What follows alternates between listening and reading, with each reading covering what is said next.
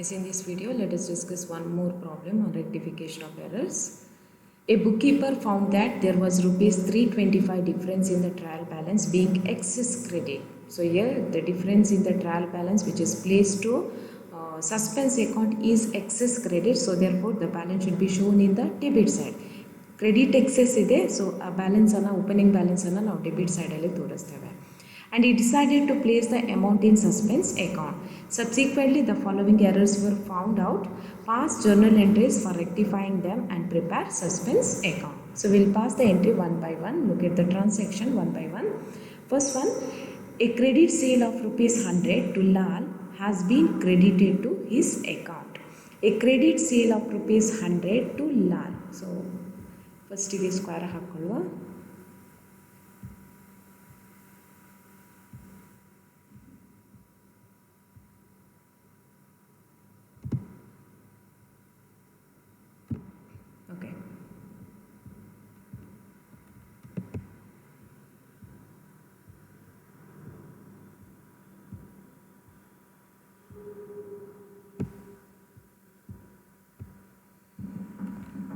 The transaction is credit sale of rupees 100 to Lal has been credited to his account. In correct entry, credit sale to Lal rupees 100. So credit sale adaga ಏನು entry ಕೊಡ್ತೇವೆ, credit sale to Lal. Lal's account debtor to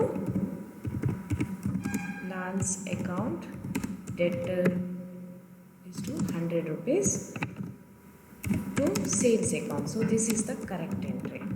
So sales account 100 rupees. But ಅವ್ರು ಏನು ಮಾಡಿದ್ದಾರೆ ಇಲ್ಲಿ, it has been credited to his account. So while posting it to the ledger account, ಇಲ್ಲಿಂದ post ಮಾಡುವಾಗ ನಾವು ಏನು ಮಾಡಬೇಕು, ಲಾಲ್ಸ್ ಅಕೌಂಟ್ ಇದ್ದು ಲೆಡ್ಜರ್ ಅಕೌಂಟ್ಗೆ ಡೆಬಿಟ್ ಕೊಡಬೇಕು, ಸೇಲ್ಸ್ ಇದ್ದು ಲೆಡ್ಜರ್ ಅಕೌಂಟ್ಗೆ ಕ್ರೆಡಿಟ್ ಕೊಡಬೇಕಿತ್ತು. ಬಟ್ ಅವರು ತಪ್ಪಿ ಏನು ಮಾಡಿದ್ದಾರೆ, ಅಲ್ಲಿ ಹೋಗಿ ಎಂಟ್ರಿ ಪಾಸ್ ಮಾಡುವಾಗ ಲಾಲ್ ಅಕೌಂಟಿಗೆ ಡೆಬಿಟ್ ಕೊಡುವ ಬದಲು ಲಾಲ್ ಅಕೌಂಟಿಗೆ ಹೋಗಿ ಕ್ರೆಡಿಟ್ ಕೊಟ್ಟಿದ್ದಾರೆ.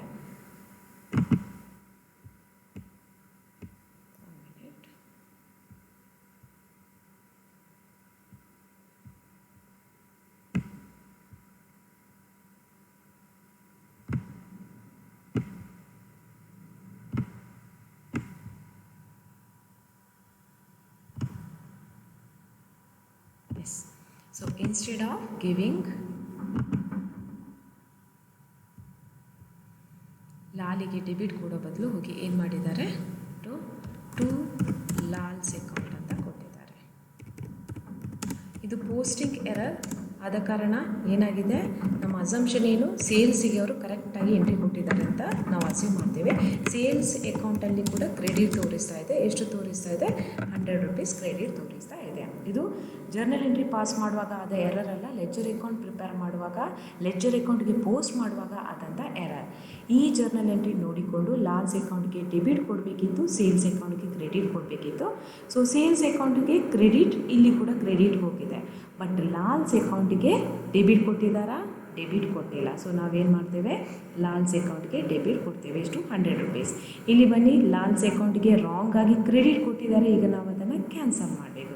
ಸೊ ಕ್ಯಾನ್ಸಲ್ ಮಾಡುವಾಗ ಅದು ಏನಾಗುತ್ತೆ, ಪುನಃ ಡೆಬಿಟ್ ಆಗುತ್ತೆ. ಸೊ ಎಂಟ್ರಿ ಏನಾಗುತ್ತೆ, ಸೊ ಇಲ್ಲಿ ಕರೆಕ್ಟ್ ನೋಡಿ, ಕರೆಕ್ಟ್ ಎಂಟ್ರಿ ಪ್ರಕಾರ ಲಾಲ್ಸ್ ಅಕೌಂಟ್ಗೆ ಡೆಬಿಟ್ ಕೊಡಬೇಕಿತ್ತು. ಸೊ ನಾವು ಡೆಬಿಟ್ ಕೊಡುವ ಲಾಲ್ಸ್ ಅಕೌಂಟ್ ಡೆಬಿಟ್ ಎಷ್ಟು, 100 rupees.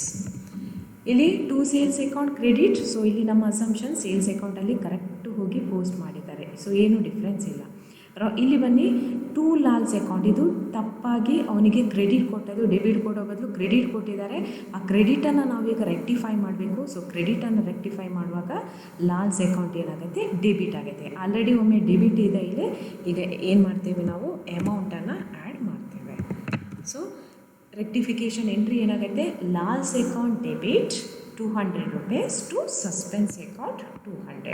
First entry, Lal's account debtor to suspense account 200 rupees. Being the wrong credit to Lal instead of debiting rectified. Okay, double effect ಆಗಿದೆ. ಒಂದು 100 ನಾವು ಡೆಬಿಟ್ ಕೊಡಬೇಕಿತ್ತು, ಅದು ಕೊಟ್ಟಿಲ್ಲ, ಅದೊಂದು ಮಿಸ್ಟೇಕ್ ಆಯಿತು. ಇನ್ನೊಂದು ಅಲ್ಲಿ ಹೋಗಿ ರಾಂಗ್ ಆಗಿ ಕ್ರೆಡಿಟ್ ಕೊಟ್ಟಿದ್ದಾರೆ, ಅದನ್ನು ನಾವು ರೆಕ್ಟಿಫೈ ಮಾಡುವಾಗ ಅದೇನಾಗುತ್ತೆ, ಡೆಬಿಟ್ ಆಗುತ್ತೆ. ಸೊ ಆಗ ಡಬಲ್ ಇಫೆಕ್ಟ್ ಆಗುತ್ತೆ. Next one, a sum of rupees 50 received from Bhatt has been credited to his account as rupees 15. A sum of rupees 50 received from Bhatt. What is the entry? Cash account entered to Bhatt's account. Okay.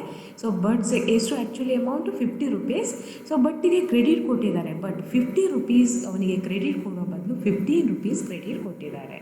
So as Bhatt's credit account shows undercasting balance, credit undercast balance ತೋರಿಸುವ ಕಾರಣ ನಾವೇನು ಮಾಡ್ತೇವೆ, once again we will give credit to Bhatt's account to the extent of rupees 35. So rectification entry ಏನಾಗುತ್ತೆ, suspense account enter to Bhatt's account 35 rupees. ಅರ್ಥ ಆಯ್ತಾ? Bhatt's ಅಕೌಂಟ್ಗೆ 50 rupees ಹಾಕಬೇಕಿತ್ತು, ಅವ್ರು ಹಾಕಿದ್ದು ಎಷ್ಟು, ಸಾರಿ ಇಲ್ಲಿ 150 ಆಗಿದೆ, ಅಲ್ಲಿ ಅವ್ರು ಹಾಕಿದ್ದೆಷ್ಟು 15 rupees ಮಾತ್ರ. ಸೊ 35 rupees ಅಂಡರ್ ಕ್ರೆಡಿಟ್ ಕೊಟ್ಟಿದ್ದಾರೆ Bhatt'sಗೆ, ಸೊ Bhatt's ಅಕೌಂಟ್ಗೆ. ಸೊ ಅದಕ್ಕೆ ನಾವು ಆ 35 rupeesನ್ನು ಮತ್ತೆ ಪುನಃ ಕ್ರೆಡಿಟ್ ಕೊಡ್ತೇವೆ. Next one, the total of purchases return books has been overcast by rupees 50. So purchases return as such it is credit balance, ಅದು ಓವರ್ಕಾಸ್ಟ್ ತೋರಿಸ್ತಾ ಇದೆ ಅಂತ ಹೇಳಿದರೆ ನಾವೇನು ಮಾಡಬೇಕು, ಪರ್ಚೇಸ್ ರಿಟರ್ನ್ಗೆ ಡೆಬಿಟ್ ಕೊಡಬೇಕು. ಸೊ ಎಂಟ್ರಿ ಏನು, purchase returns account enter to suspense account. Next, the discount column on the credit side of cash book has been overcast by rupees 10. Credit ಸೈಡಲ್ಲಿರುವಂಥ ಡಿಸ್ಕೌಂಟ್ ಎಷ್ಟು ಜಾಸ್ತಿ ತೋರಿಸ್ತಾ ಇದೆ, 10 ರೂಪಾಯಿ ಜಾಸ್ತಿ ತೋರಿಸ್ತಾ ಇದೆ. So credit side of the cash book, the discount column on the credit side of the cash book overcast by rupees 10. So ಈಗ ನಾವು ಆ ಡಿಸ್ಕೌಂಟ್ ಕ್ರೆಡಿಟ್ 10 rupees ಜಾಸ್ತಿ ತೋರಿಸ್ತಾ ಇದೆ ಅಂತ ಹೇಳಿದರೆ ನಾವು ಡಿಸ್ಕೌಂಟ್ಗೆ ಡೆಬಿಟ್ ಕೊಟ್ಟುಬಿಟ್ರೆ ಆಯಿತು. The entry is discount account enter to suspense account 10 rupees. Next, rent of rupees 80 paid to landlord has been debited to landlord's account. Actually entry ಏನು, if the rent is paid, rent ಯಾರಿಗೆ ಬೇಕಾದರೂ ಕೊಡಲಿ. So rent ಕೊಟ್ಟರೆ ನಾವು actually entry ಏನು pass ಮಾಡ್ತೇವೆ, rent as such it is expense, ರೆಂಟಿಗೆ debit ಕೊಡ್ತೇವೆ. Rent account enter 80 rupees to cash account, ಯಾಕೆಂದರೆ ಕ್ಯಾಶ್ ನಮ್ಮಿಂದ ಹೋಗುತ್ತೆ. Rent account enter to cash account 80 rupees. But ಅವರು ಹೋಗಿ ಏನು ಮಾಡಿದ್ದಾರೆ, instead of giving debit to rent they have given debit to landlord. Okay, ಅದು ಹಣ ಕೊಟ್ಟದ್ದು ಲ್ಯಾಂಡ್ ಲಾರ್ಡಿಗೆ ಅಂತ ತಿಳ್ಕೊಂಡು ಅವರು ಹೋಗಿ ಏನು ಮಾಡಿದ್ದಾರೆ, ಲ್ಯಾಂಡ್ ಲಾರ್ಡ್ಗೆ ಹೋಗಿ ಡೆಬಿಟ್ ಕೊಟ್ಟಿದ್ದಾರೆ. ಓಕೆ, ಸೊ ಕ್ಯಾಶಿಗೆ ಕ್ರೆಡಿಟ್ ಕೊಟ್ಟಿದ್ದಾರೆ. ಕ್ಯಾಶಲ್ಲಿ ಯಾವುದೇ ಚೇಂಜಸ್ ಇಲ್ಲ, cash account is correctly credited to the extent of rupees 80. ಈಗ ಕರೆಕ್ಟ್ ಎಂಟ್ರಿ ಪ್ರಕಾರ ನಾವು ಏನು ಮಾಡಬೇಕು, ರೆಂಟ್ ಅಕೌಂಟ್ಗೆ ಡೆಬಿಟ್ ಕೊಡಬೇಕು. ಓಕೆ, ರೆಂಟ್ ಅಕೌಂಟ್ಗೆ ಡೆಬಿಟ್ ಕೊಟ್ಟಿದ್ದಾರಾ, ಕೊಟ್ಟಿಲ್ಲ. ಸೊ ನಾವೇನು ಮಾಡಬೇಕು, ರೆಂಟಿಗೆ ಡೆಬಿಟ್ ಕೊಡುವ. ರೆಂಟ್ ಅಕೌಂಟ್ ಡೆಬಿಟ್ ಎಷ್ಟು, 80 rupees. Okay, cash account credit ಕೊಟ್ಟಿದ್ದಾರೆ, ಇಲ್ಲಿ ಕ್ರೆಡಿಟ್ ಕರೆಕ್ಟ್ ಇದೆ. ಸೊ ಅಲ್ಲಿ ಯಾವುದೇ ಇಶ್ಯೂ ಇಲ್ಲ. ರಾಂಗ್ ಎಂಟ್ರಿಗೆ ಬನ್ನಿ, ಲ್ಯಾಂಡ್ ಲಾರ್ಡ್ಸ್ ಅಕೌಂಟ್ ರಾಂಗ್ ಆಗಿ ಹೋಗಿ ಡೆಬಿಟ್ ಕೊಟ್ಟಿದ್ದಾರೆ. ಈಗ ನಾವು ಅದನ್ನು ಕ್ಯಾನ್ಸಲ್ ಮಾಡಬೇಕು. ಸೊ ಕ್ಯಾನ್ಸಲ್ ಮಾಡುವಾಗ ಏನಾಗುತ್ತೆ, ಲ್ಯಾಂಡ್ ಲಾರ್ಡ್ಸ್ ಅಕೌಂಟ್ ಕ್ರೆಡಿಟ್ ಆಗುತ್ತೆ. So to landlord's account, landlord's account 80 rupees. So rectification entry ಏನಾಗುತ್ತೆ, rent account enter to landlord's account 80 rupees. So rent account enter to landlord's account. Next last one ನೋಡಿ, a sum of rupees 50 paid for commission has been credited to commission account.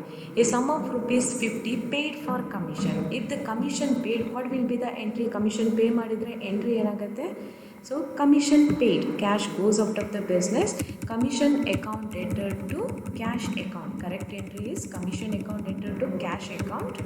But what they did, commission account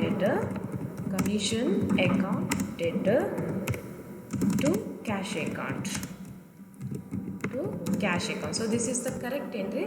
But ಅವರು ಏನು ಮಾಡಿದ್ದಾರೆ, instead of giving debit to commission they have given credit to commission. ಅವರು ಏನು ಮಾಡಿದ್ದಾರೆ, ಹೋಗಿ post ಮಾಡುವಾಗ while posting to the commission account, instead of giving debit to commission they have given credit to commission. ಇಲ್ಲಿ ಎರಡು mistake ಆಗಿದೆ. So ಅವರ assumption is cash is correctly recorded, ಯಾಕೆಂದರೆ ಇದು ಪೋಸ್ಟಿಂಗ್ ಎರರ್. ಓಕೆ, ಕಮಿಷನ್ಗೆ ಡೆಬಿಟ್ ಕೊಡಬೇಕಿತ್ತು, debit ಕೊಟ್ಟಿಲ್ಲ, ನಾವು ಕೊಡ್ತೇವೆ 50 rupees. ಇನ್ನೊಂದು ಕಮಿಷನ್ಗೆ ರಾಂಗ್ ಆಗಿ ಕ್ರೆಡಿಟ್ ಕೊಟ್ಟಿದ್ದಾರೆ. ಸೊ ಅದನ್ನು ರೆಕ್ಟಿಫೈ ಮಾಡುವಾಗ ಅದು ಮತ್ತೆ ಪುನಃ ಡೆಬಿಟ್ ಆಗುತ್ತೆ. So commission account will be doubled. The rectified entry is commission account debtor 100 rupees to suspense account. Okay, debit ಕೊಡಬೇಕಿತ್ತು, ಕೊಡಲಿಲ್ಲ, ಅದೊಂದು ನಾವು ಡೆಬಿಟ್ ಕೊಡ್ತೇವೆ 50 ರುಪೀಸ್. ಇನ್ನೊಂದು ರಾಂಗ್ ಆಗಿ ಕ್ರೆಡಿಟ್ ಕೊಟ್ಟಿದ್ದಾರೆ, ಅದನ್ನು ರೆಕ್ಟಿಫೈ ಮಾಡ್ತೇವೆ. ರೆಕ್ಟಿಫೈ ಮಾಡುವಾಗ ಅದು ಪುನಃ ಡೆಬಿಟ್ ಆಗುತ್ತೆ. Okay, next suspense account. Balance to balance brought down 325 ನಮಗೆ ಪ್ರಾಬ್ಲಮಲ್ಲಿ ಕೊಟ್ಟಿದ್ದಾರೆ 325 ರುಪೀಸ್ ಅಂತೇಳಿ. ನೆಕ್ಸ್ಟು ಉಳಿದ ಅಮೌಂಟನ್ನು ಅದೇ ರೀತಿ ಟ್ರಾನ್ಸ್ಫರ್ ಮಾಡ್ತಾ ಬನ್ನಿ. ಟು ಬಡ್ಸ್ ಅಕೌಂಟ್, ಇಲ್ಲಿ by purchase returns, by discount, next by commission. So ಅಲ್ಲಿಗದು ಟ್ಯಾಲಿ ಆಗುತ್ತೆ. If opening balance if it is given, suspense account ಇದು ಓಪನಿಂಗ್ ಬ್ಯಾಲೆನ್ಸ್ ಕೊಟ್ಟರೆ ಸೊ ನಿಮ್ಮ ಸಸ್ಪೆನ್ಸ್ ಅಕೌಂಟಲ್ಲಿ ಟ್ಯಾಲಿ ಆಗಬೇಕು. ಅಲ್ಲಿ ಓಪನಿಂಗ್ ಬ್ಯಾಲೆನ್ಸ್ ಕೊಡದಿದ್ದರೆ ಏನಲ್ಲಿ ಡಿಫ್ರೆನ್ಸ್ ಬರುತ್ತೆ ಅದನ್ನು ನಾವು ಓಪನಿಂಗ್ ಬ್ಯಾಲೆನ್ಸ್ ಅಂತ ತೋರಿಸ್ತೇವೆ.